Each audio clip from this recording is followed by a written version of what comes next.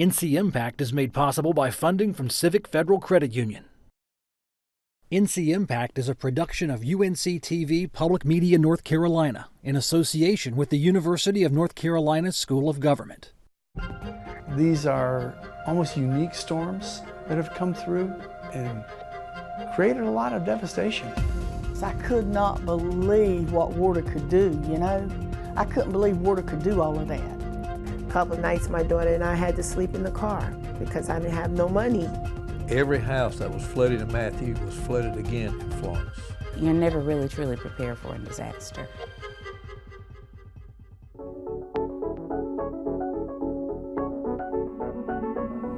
Leaders from across the state, people just like you, are working to make things better. The question is, could you do this in your community as well? I'm Anita Brown-Graham. This is ncIMPACT.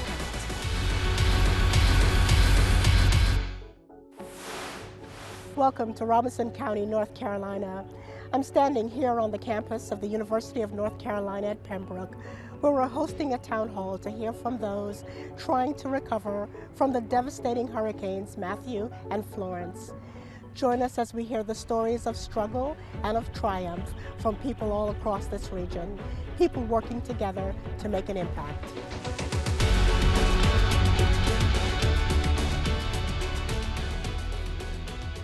We're in a region that is still reeling from two deadly hurricanes.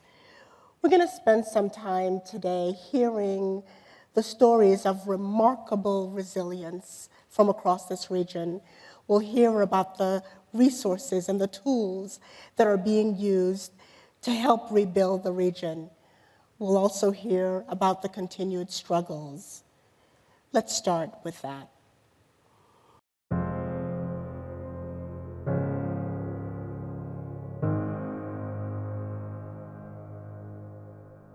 What stays in my mind is leaving on the back of a truck and looking back at my house and seeing all that water. I had 5 feet of water that got into my house. And when I got there, furniture, everything was all toppled over. Mold was everywhere. So I had to have the house totally gutted out.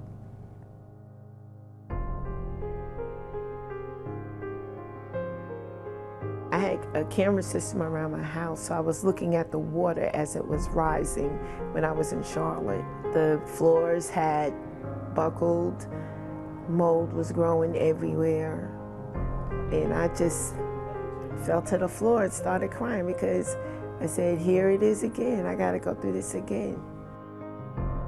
Last time with Matthew, I had, enough insurance to get my house fixed, but this time around, I didn't. A couple of nights, my daughter and I had to sleep in the car because I didn't have no money to stay anywhere. And I got a phone call, and it's from Dennis, and he said, we want to meet you, come by so we can access your house.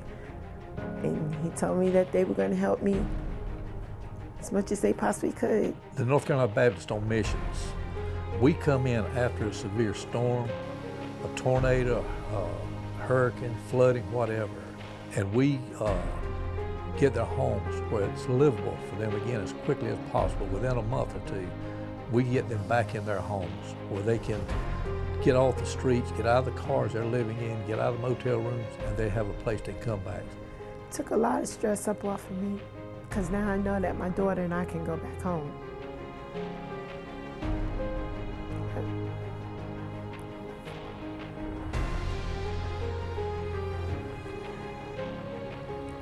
Nobody knows what it's like when you have to struggle and make provisions.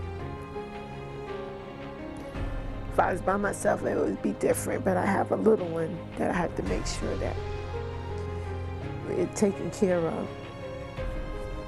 And they have shown me nothing but love.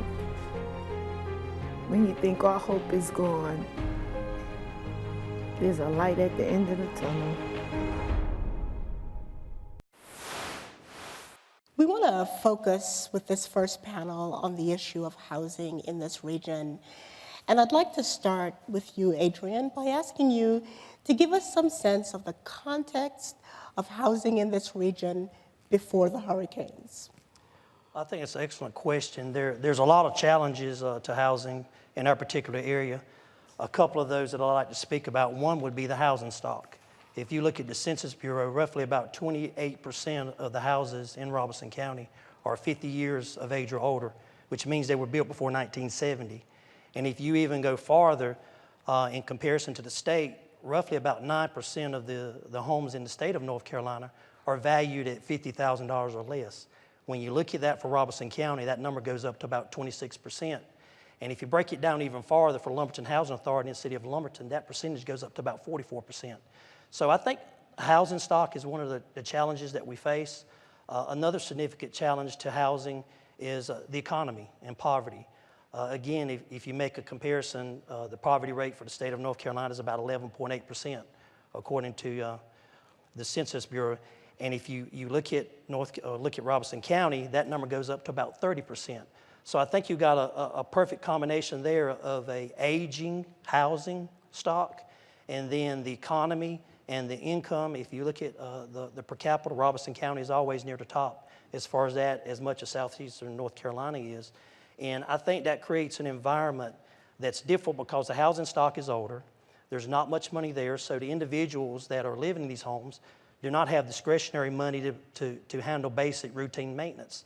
So if you were to look in southeastern North Carolina, you would find a tremendous amount of homes that do not have adequate heating, adequate air, adequate electrical, adequate plumbing, and I think that's one of the big challenges that we face. And if you sum that all up, affordable housing to me would be the #1 challenge that we face here in southeastern North Carolina. So Adrian Lowry, let me stay with you for a second. You serve as the executive director of the Robeson County Housing Authority. Talk to us about how much housing stock was lost in the hurricanes. Well, for us, we manage, actually for the city of Lumberton Housing Authority, thank you. But we have 729 housing units. Out of those, we lost 267 of those units during Hurricane Matthew. We were fortunate in Hurricane Florence that a lot of the units that reflooded were still vacant. So that's one positive that came out of this particular storm. But as of today, we still have 179 housing units that are still offline. We're working closely with the state to get the additional funding we need to bring those online. So there were a lot of families, and when you think about the families that we house in the Public Housing Authority, there's not a lot of resources. So basically what they have with us is everything they have. So we were fortunate enough that we had a really good Department of Social Services that worked very close to our residents, but it was definitely a devastating time for our residents. So Jan Maynor, I want to go from the city of Lumberton and look more broadly across the region. You serve as Special Projects Manager for the Lumber River Council of Governments. Talk to us about the emotional toll that people are experiencing in this region given the loss of housing. Well, I think Adrian hit on some points that have affected us all emotionally. Is that we have very few resources available to the people that were directly impacted by Matthew and Florence.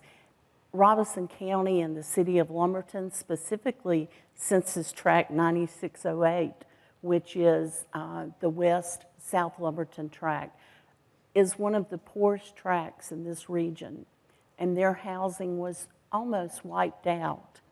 In our other counties, in Bladen County, none of the surrounding counties, the counties within our region, were hurt nearly with the impact that Robeson was in Matthew. When Florence came, Bladen County, Scotland County, Hope County, a little in Richmond, but all of them suffer the same housing challenges that Adrian talked about before. The problem that we encounter with any housing program in this region is deferred maintenance. We have people that own their homes, but they can't afford the routine maintenance. So when a storm comes, we kind of kidded when Floyd came. We had many people that had a hole in their roof. They had a hole in their floor. They needed help. When Floyd came, that hole got bigger in the roof, it got bigger in the floor, and we could fix those houses with the money that came with Floyd. So it was like a blessing. But when Matthew hit, the emotional toll, you have to keep in mind that I live in West Lumberton. We went to sleep on Saturday night. I remember about 5 o'clock Saturday afternoon thinking, man, this wasn't nearly what they said it was going to be. We're okay. I walked outside, the sun was shining, and I thought, okay, we get power back. We even had power then. But Sunday morning when we got up, it was a whole different world. And we quickly learned the fear of the power of water and the power of losing the things that we take for granted so much. And even those of us that had resources to take care of ourselves, it was a very frightening time. But when you're completely dependent on somebody providing a hotel room or a cousin of yours allowing a family of 6 or 8 to move in with them when they've already got 8 people, couple that with the state, Director Sprayberry, had wonderful goals, and they did work extremely hard. But in retrospect, I think one of the issues, we all wanted to encourage people. We all wanted to say, yes, within 2 months, within 3 months, you're going to be able to go home. You're going to be able to leave this hotel. We're going to have some help. Then it got to be 6 months. And still, not and they're everyone. not home yet. So let me turn to you, Director Sprayberry, with that really nice entree from Jan. This region is rolling up their sleeves and they're trying to recover and they're being supported by the state and federal government. You serve as the head of emergency management and the head of the recovery office. Give us some sense of the scale of the existing challenge. How many people have not yet been returned to permanent housing? So that's a good question, but it's one that we really can't answer, because how do you count the number of people that are living with relatives or have been displaced, living with friends? And I mean, it's hard to get a count on them. And so what we're doing is we're working very closely with the counties to try to do as many repairs and rehabs and buyouts as we can. Let me just say this too. There's an emergency in North Carolina, and what it is a lack of affordable housing. It's not just for Eastern North Carolina, it's for the entire state. So we know that before the storms hit, we were short about 92,000 units. It's now over 300,000. And so people I think have a right to a good place to live. And so we're working hard with all the partners to increase the portfolio of affordable housing, and most crucially, to have it done outside of the floodplain. And so that's our number one goal in emergency management and also our Office of Recovery and Resiliency. We have to be smart how we do it. We have to work with all of the local, state, and federal agencies, as well as just the local homeowners. A lot of decisions have to be made. So from Matthew, we're doing, right now we have 678 projects awarded for hazard mitigation. Primarily, they're buyouts, acquisitions. And so we're working right now in all the counties that you've mentioned. Plus, we're doing elevations, demolition rebuilds. And then now we're getting a lot more money for Florence to do that kind of activity. Plus, we have HUD money. But, you know, people don't want to hear about all the, I don't think, they don't care about numbers of dollars that we get. What they care about, a person, is what we can do for them. Of course. And so it's all of us working together. You have to take it one day at a time, one family at a time, because I can tell you that each homeowner is unique. And so it's a tough way to go. I'll just finish by saying there are 75 counties in the last 2 years that have received a federal disaster declaration. Some of those counties 3 times, and we know, I think Robinson got twice, right? So everybody's hurting. Statistically, you can count on more severe weather events. So we have to be resilient and build back stronger and smarter. So we're going to come back and talk about resiliency later, but I want to pick up on this point of around the number of units that are still offline. Talk to us a little bit about the sense of urgency, Adrian, around producing more affordable housing in this region.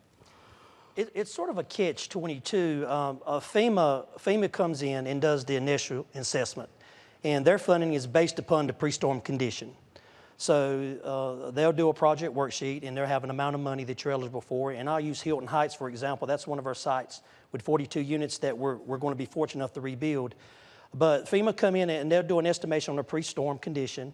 And if you think about a housing development site that's 50 plus years old, so you can imagine that that's going to be a little bit lower price. Now, when the state comes in, the governor's office commissioned a group to do a hazard mitigation study. And when they looked at that, that area is significantly below the base flood elevation. So we understand the storms are coming back. So we immediately looked at the process. We need to move. We need to get to higher ground. We need to get to another part of the city. Well, when you talk about rebuilding 42 units, if FEMA has come in and estimated that you have about $2.3 million worth of damage, you're not going to rebuild 42 units for $2.3 million. And that's where I think that the gap funding that's coming from the CDBG DR funding is so crucial. And I think it's difficult for the state because they have to look at all 75 counties, where I'm just focused on 42 units in Lumberton. Right. And fortunate enough for us, we have an agreement that's been signed with the city, or excuse me, with the state. We're going to receive about $3.9 million of CDBG DR money. We're going to add that to the FEMA money that we already have and our insurance money that we did receive. So probably within about the next 4 to 5 months, we should hopefully have access to some money to start rebuilding those 42 units. But as soon as we get those 42 units done, we have another development right behind it. So Mark, let's just talk about what Adrian has said means to an individual family. So my home was destroyed. I live in the floodplain. There's a buyout.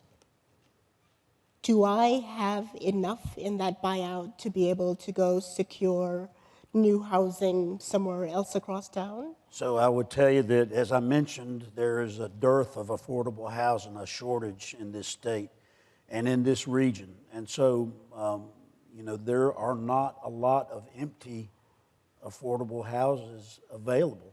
So what we do is we have the Disaster Recovery Act of 16, 17, and 18 that was passed by the General Assembly, which they have provided what we call the State Acquisition and Relocation Fund. And so we can provide gap funding to the money that they receive from FEMA, which is going to be pre-disaster value, up to $50,000 additional to the value, pre-disaster value of the home. Got it. So that you can go buy another home. But still, I mean, if you look at it, how many homes are out there? There's, and so we with our local partners worry about losing tax base and things like that. And so we also have that same type of program, the gap funding in our community development for block grants for disaster recovery as well. So lots of different opportunities. Got it. Jan, I want to end this session with you so that we can get to some audience questions. If you could wave a magic wand, what program or policy would you want to see to make it easier to send people back into their homes or adequate, affordable alternative housing? I'd like to see more funding for first-time home buyers. I'd like to see the public housing programs go back to building either or using Section 8 or vouchers for housing rather than building 50 units at one place, because I think we learned in our communities, part of the problem is we've lost a sense of community. And with the transitional housing that we've had to put people in, that has continued to deteriorate that feeling, and there's safety within community. And we don't have that in our region right now with many of our homeowners. I'd like to see more money for that. I'd like to see our local governments cooperate with housing programs and do infill where existing infrastructure is already there, so it's not an added expense. Those would be the first couple of The first passive. 5, 6, 7. Thank you. You have a mighty strong magic wand. Thank you. Good, good. So it's time for us to take some questions from the audience. We've got our mic roamers roaming. What can we do? Would you go ahead and introduce yourself, please? My who name is you Dawn are? Gavashi, and I'm with the Department of Social Services here in Robeson County. What can we do to build human resilience for people who don't have support systems in both the short term and the long term after a disaster? You know, so I can tell you that, you know, I believe that we need to work harder on coming up with a solution for flood insurance. Flood insurance is your first line of defense for anything related to water damage. And so we know that a lot of people, we have to figure out how can we get people to where they can afford flood insurance. A lot of people don't have discretionary income, so how can we figure out how to do that? We're working with the General Assembly, and hopefully they'll pass it. I've asked for some money for a pilot program so that we can work on that. That's one of the things I think that we can do that will help both in short term and long term. I would encourage, this is Hurricane Preparedness Week, I would encourage everybody to make sure that they have their their readiness kit ready in case they have to evacuate, and that's a form of resiliency. I'd be remiss if I didn't say that. And I would also tell you to download your Ready NC app to help you become more prepared. So just a couple of things. Thank Jan? you. I think it goes back to that community that I was talking about. I think community helps build human resiliency. I was in a flooded community.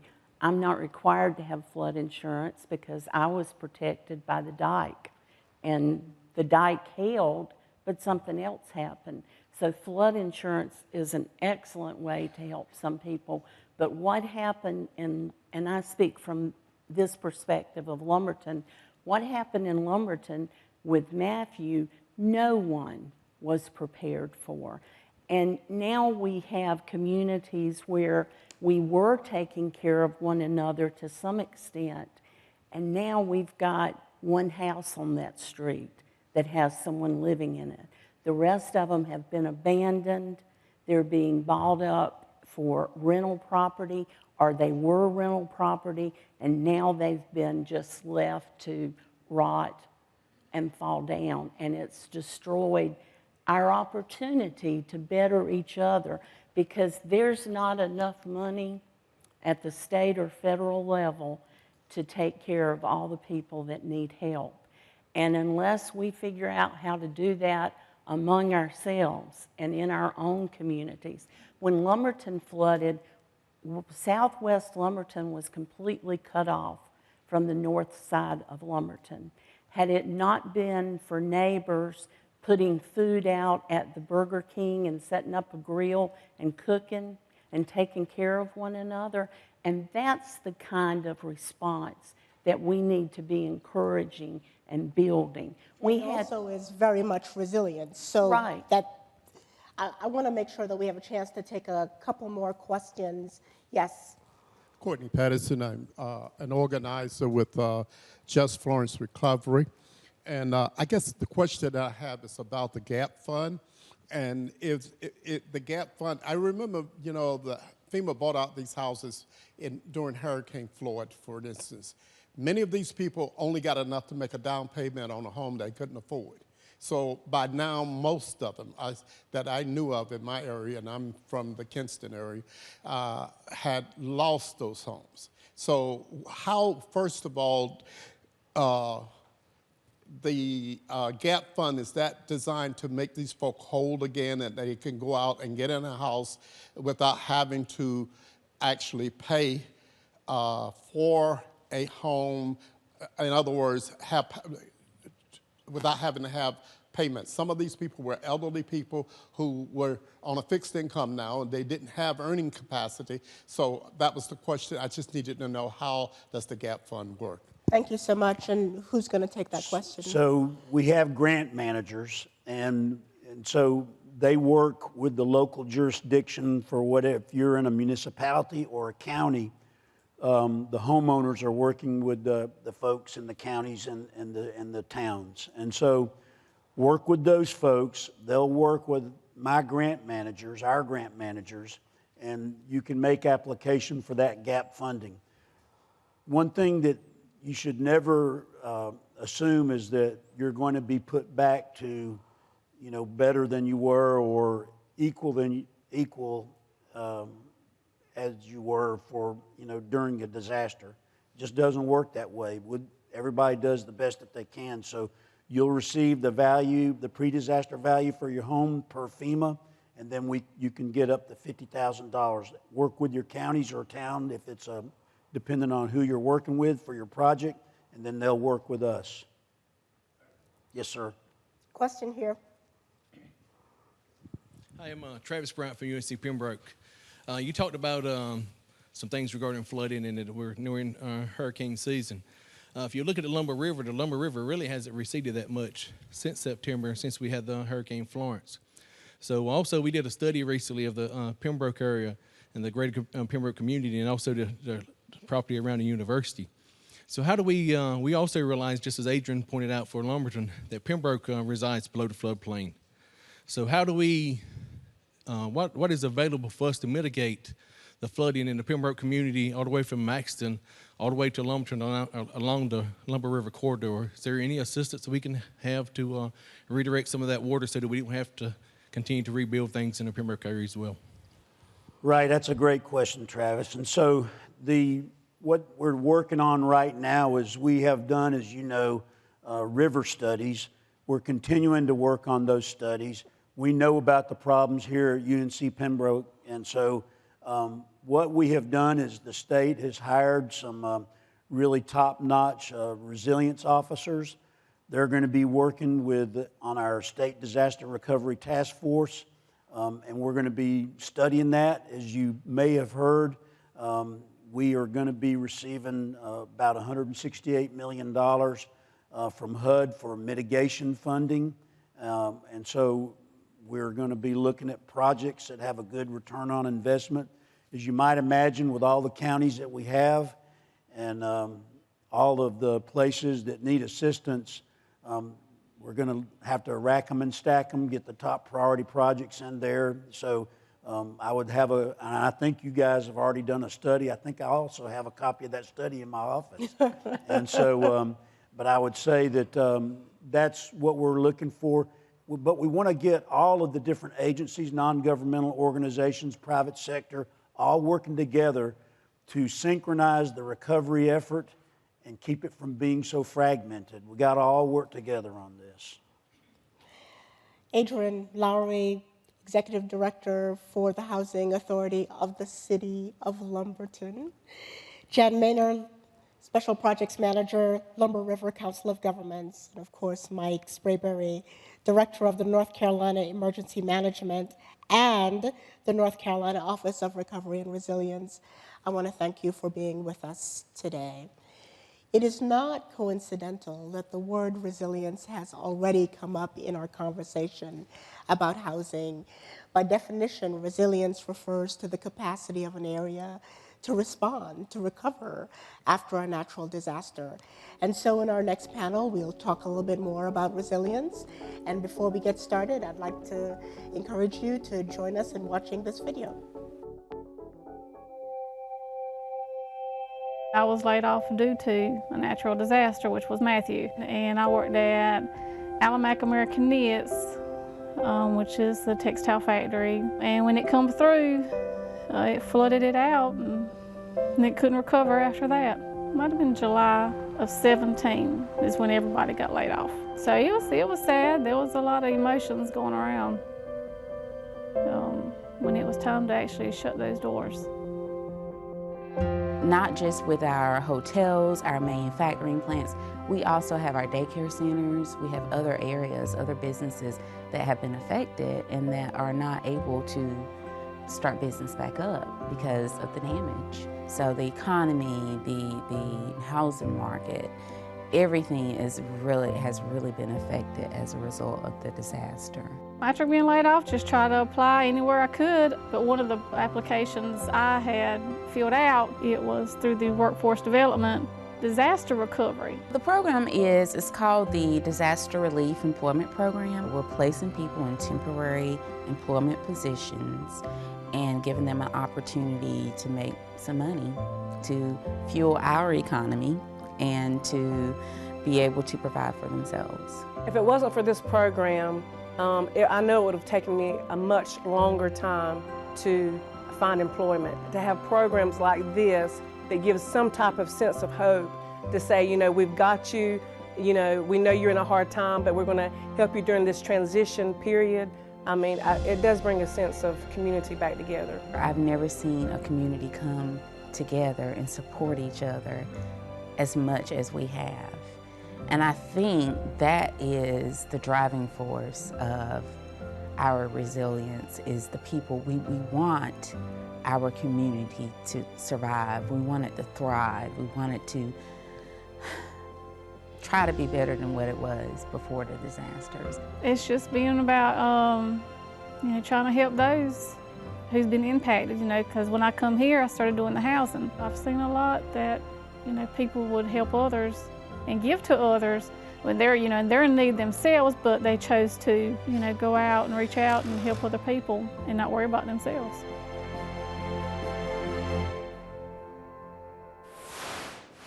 So grateful to be joined by the three of you to talk a little bit about resiliency. It's come up already in conversation. And of course, there's so many dimensions of resiliency that we're going to try to narrow down and focus on just a few in the time that we have. Thank you, Frida Porter, Tribal Administrator of the Lumbee River Tribe of North Carolina, for being with us. Thomas Hall, Executive Director of the Thomas Family Center for Entrepreneurship and Incubator. I had to take a breath halfway to say that. At UNC-Pembroke, and then Patricia Hammonds, Director of the Lumber River Workforce Development Board. I want to start by asking each of you, when you hear this word resiliency, what does that mean to you? Frida. Sure.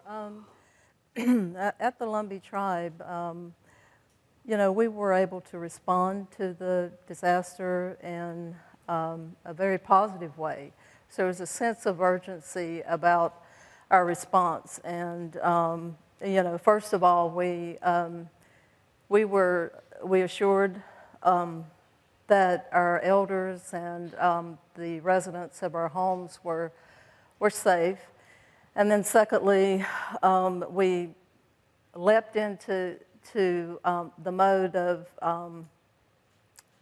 of looking at properties and assessing damages, and so there was a sense of urgency. But what allowed you to respond so quickly? Because clearly there must have been a sense of urgency elsewhere, and not every community was able to do what you did. Well, the Lumbee Tribe has a mission, and our mission is all about providing a safe, affordable home for our families in the Indian community, in the Lumbee community. And so it's a natural response for us to be a caregiver, I would say, to basically the community. And I thought about this before we got here, and you know, we were very responsive to our community, to the county, and to our region, actually, to provide support for the rest of the county. For example, FEMA came in. Well, first of all, the Red Cross came to the Lumbee Tribe requesting a location to reestablish the Emergency Operations Center. So one of the first things that we did before the Hurricane Florence actually made landfall, they moved their EOC to Pembroke.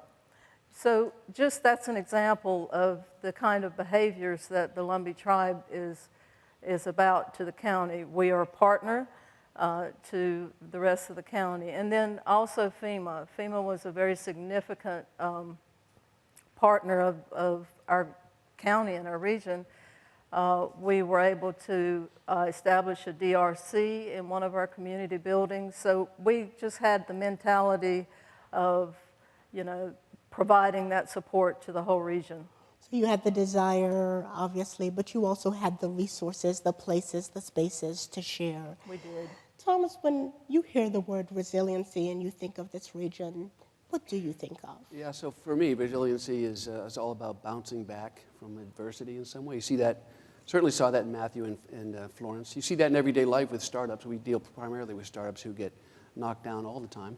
So it's a function of your character, whether you have grit, also resources and things like that. Patricia? Yes, resiliency. Oh, wow. That, to me, that means fighting. That means whenever you are faced with adversity, doing whatever you have to do to get back on your feet. And within our local area, we've been hit by 2 devastations, but I can look at our community and I look at our people within our community. We're willing to do the work, to do what we have to do in order to get back on our feet. And while we have resources, they're limited. So working with the resources that we do have, I can speak on behalf of our agency, the Lumber River Council of Governments, and our staff. We immediately jumped on the opportunity to help our local area get back on their feet, even before we were back at work. I'm sorry, I'm getting touched. But as well, you yeah, should. That was for me, that's what it is. It's doing what we have to do in order to survive through adversity. So we hear in each of your responses resiliency as being a matter of mission, of habit, of grit. There are some who would argue that it is easier for a region to be resilient if there is a pre-existing vision of what that region should look like. And I'm curious from your perspective, Thomas, do you see a regional vision? Well, it's interesting. I came down here 2.5 years ago, so I'm not a native. That's why I asked you the question. I like this area very much. I would say I don't feel there's currently sort of a North Star, an overreaching vision that's been set. And I agree with you that it helps to be resilient if you can head towards that. I think this culture in this area probably has developed that, but in the time I've been here, it's gotten pretty difficult. I do know also that it's there's a lot of good minds and good people down here working on this. I know NC Rural Center and Thread Capital, a state group has come down here and done roundtables, and Golden Leaf has been down here, and NC Idea, and a lot of groups are down here trying to help establish that vision. So I have no doubt that that'll get formulated and established, but I would say it's not quite there yet. So let me ask the old timers, do you think you have a regional vision? Well, I want to ask Tom to think about that again, because he is the one who has established this partnership between several entities, including the Lumbee tribe and the town of Pembroke and the university. And that is just one area, but that is one area that is working very well. And there have been some really lofty goals that they've established that they're working toward, and a lot of those things have come to fruition. So I think that the kind of vision that he is working toward for a smaller part of the county is but it is working.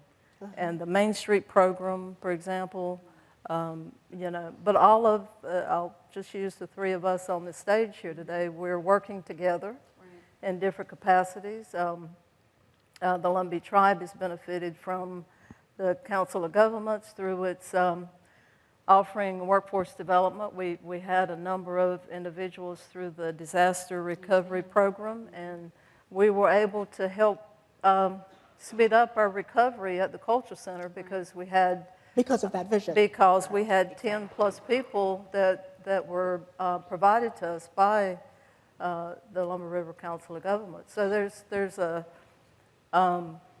somebody asked about a shared vision, and I believe that, that it is working. So Patricia, what would the region need for that shared vision to be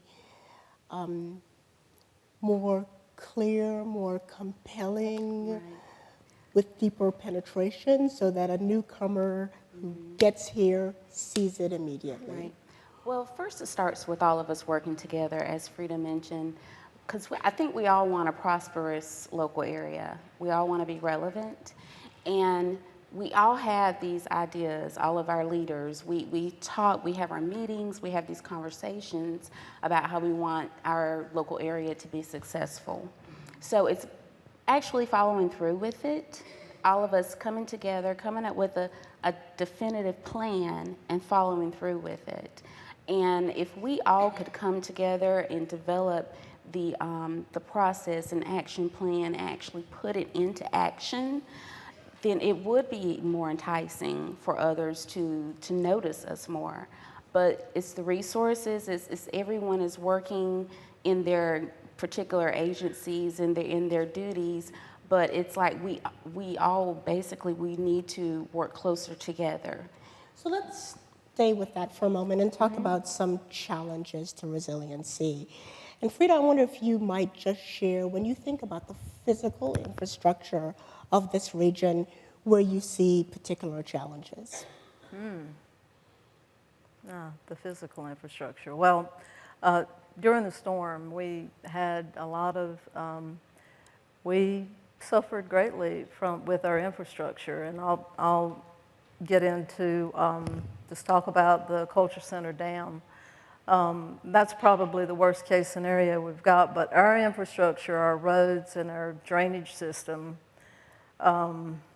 failed in a number of the subdivisions. So there's a lot of washouts. The water just had nowhere to go, so it just kept coming back to that area, and it just washed out. It had nowhere to go. And so infrastructure like the drainage systems, the bridges, you know, we had some issues with bridges. But our main issue at the Lumbee Tribe was and is our dam.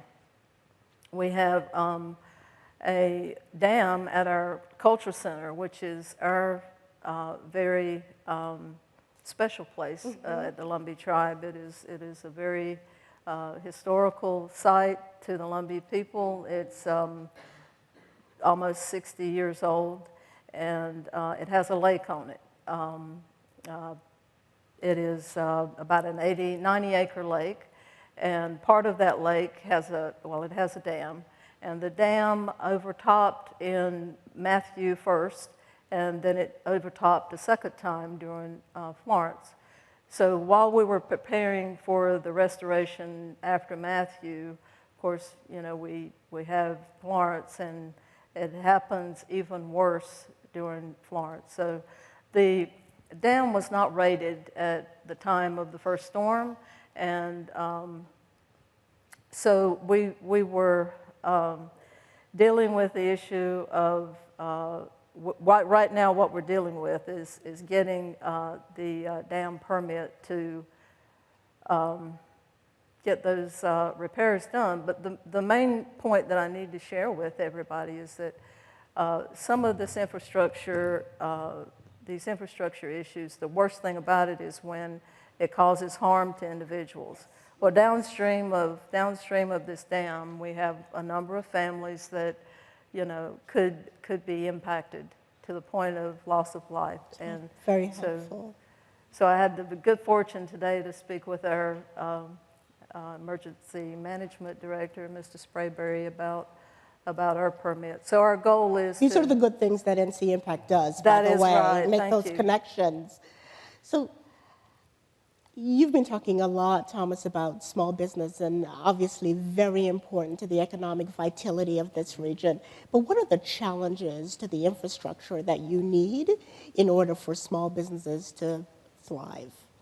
Great question. I want to respond a little bit first with what Frida said on the vision. There's a lot of challenges, and you can see the challenges actually started before the hurricanes even hit, and they exist in terms of loss of population, opioid, diabetes, mental health issues, things like that. They all affect startups. And the university and the tribe and the council of governments are all working on those. I want to make sure that I was a little more positive in that area. The university in particular has a health sciences group coming up and a new business school, and is working very hard, and I know the tribe is also doing that. In terms of challenges, here's the biggest problem, and it's pretty executional. When a startup comes in and they want to start a business, a lot of times they need money. They want to have a good idea, but eventually they need money. And a lot of these folks had their credit histories destroyed because they're shifting their money into fixing their house. And if they don't have their credit score in the right area, they're not going to get a loan. Yeah. And banks are out of the picture, no venture capitalists in this area, and they wouldn't be helping startups anyway. And their friends and family who are normally sources, they're probably fixing their own homes too. So when you have a hurricane and a natural disaster like this, it ripples through the whole system. And I would say one area that could be very helpful, and as I mentioned, Thread Capital, they're very much in the leading in this area, is to try to get funding to people whose credit histories have been destroyed from hurricanes, and that would be very helpful, as well as basic consulting and things like that. I think the funding area would be a good point to start. Terrific. And Patricia, will go to you last on this question of challenges. So all across North Carolina, people are trying to upskill their labor force. But what are the particular challenges in this region? In this region, with the, as a result of the impact of the hurricanes, we have lost several companies. One of our major employers, Alamac Knits, we actually lost them as a result of Hurricane Matthew, and several individuals were displaced. And because of the damage, they could not reopen. And that's just one example. Just losing jobs, losing our businesses. People are afraid to rebuild. Business owners, some need assistance with funding to start back up. And within workforce development, we can assist certain entities, but when it comes to our private businesses, they're suffering. So, and those are the key employers that can provide those opportunities for our workforce to pay those competitive wages.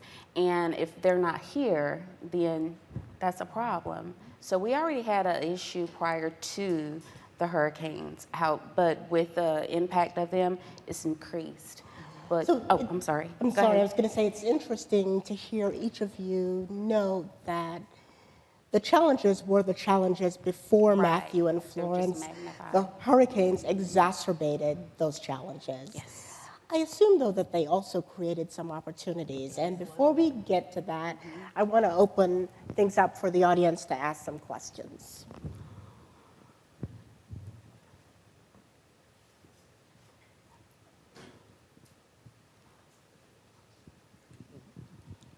Eric Lewis, NACC Disaster Services. My question is, in addition to rebuilding homes and rebuilding the community itself, how does resiliency help define the community itself? The question is, how does resiliency help to define the community? You want to go? Mm-hmm. Oh, I view it like anytime you have a shared experience when you go through something difficult and emerge on the other side. I think, I've been through that, whether it's, I was in the Navy, whether it's in the military or through a disaster.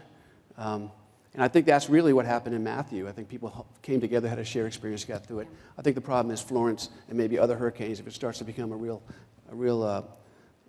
annual thing, it's going to be a hard thing. But I view it as if you hang together and you get through it and emerge on the other side, that builds character and that builds resiliency.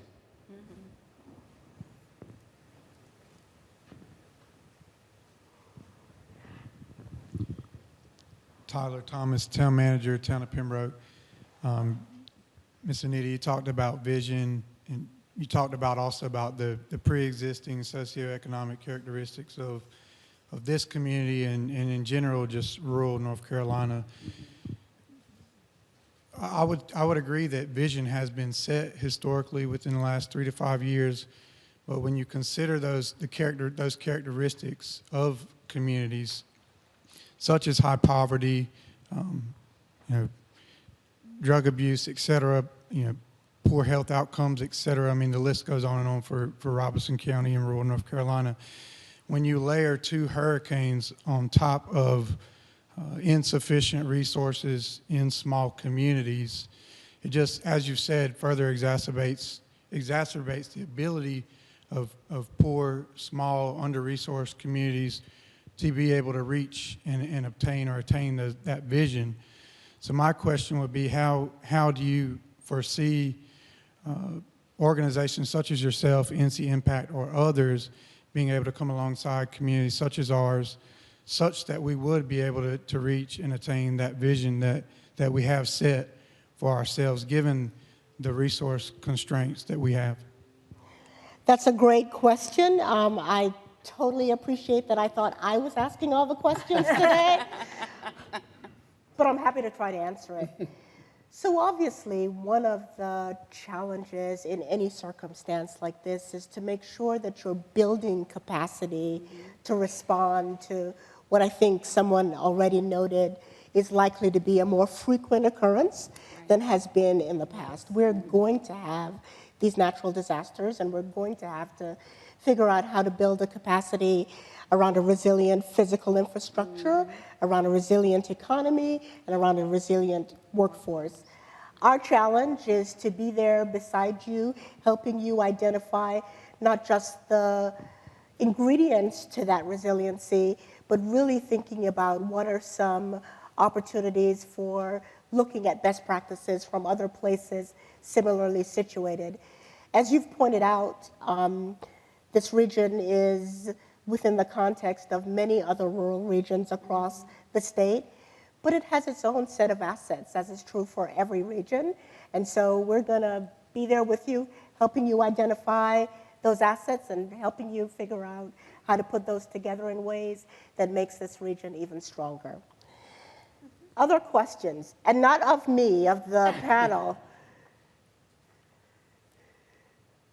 Before we get into the questions, I appreciate you all, Anita, for coming to our local area and putting us out there, giving us some attention, because I feel like we've been forgotten. So thank you. I just want to thank you for that. Thank you. We'll take one more question. I'm Harvey Godwin, chairman of the Lumbee Tribe, and we are hearing a lot of things that did happen, and we overcame a lot of things. We had food insecurity. We know all the ills we had before the 2 hurricanes. And the organizations that have spoken here today fed thousands and thousands of hot meals to people. We had outside people who came in, like Sean Penn's group, JPHRO. We had Chef Jose Andres and World Central Kitchen came in. So we had a lot of partners we never had before, but it created great opportunities for the future in these partnerships. And I would ask the panel to please, a lot of positive things have come out of these 2 events, but could you give us some examples in the last 18 months until now of some things that you may have done or you've seen done that have given the people healing and hope? From our point of view at the Lumber River Council of Governments, we were provided an opportunity to be able to offer temporary positions through the Hurricane Matthew program and the Hurricane Florence program. And we started immediately as soon as we were able to, as soon as we got power and internet connection, to reach out to the state to ask for funding. So we received, with Hurricane Matthew, we were able to place over 450 individuals in, oh, yay. I'm not done. We were able to place over that number of people, and we spent about $7.5 million with Hurricane Matthew. And with Hurricane Florence, we are in the process of of course, fulfilling the temporary positions for our local area. So far, we've placed over 324 individuals in temporary positions, and we spent roughly about $2 or $3 million to provide those services. And not only are we providing the opportunity for our customers that were dislocated from the hurricane or that have been unemployed, we're helping rebuild our local area. And that right there is healing in itself. It's our area being revitalized, being restored, and being a part of that. So, yeah. That's fantastic.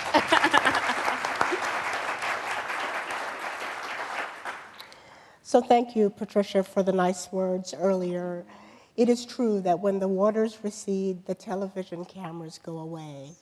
And one of the things that we hope to do through this town hall is share with the rest of North Carolina the stories of remarkable triumph in this area, but also be real about how hard it is to rebuild after a hurricane.